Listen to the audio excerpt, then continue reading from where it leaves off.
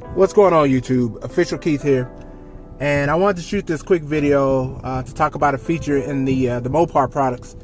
I was in my online group for Chargers and Challengers, and the subject came up about why people get V6s.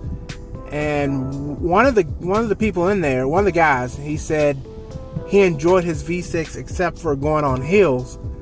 He would always have a hard time getting over the hill. So I wanted to shoot this video just to let you know that there is a feature in the Mopar products called Hill Assist, and what that does is it allows, when you're on a steep grade and you come off the brake to go to the accelerator, the car will actually keep brake pressure on for just a short period of time so the car doesn't roll back. So, for those of you, especially if y'all still drive manual transmission cars, the moment that you get off that brake, the car's going to roll back a little bit until you hit the accelerator. So this just takes out the middleman and keeps your car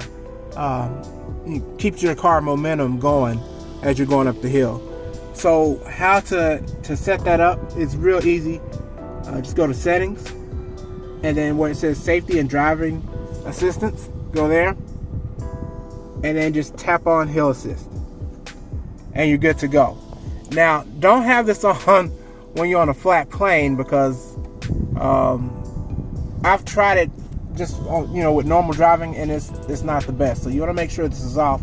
You only want to use this really when you're on a steep grade. I'll probably shoot another video maybe later, like Sunday, and put that up just to show you some of the hills that are in the Austin, Texas area.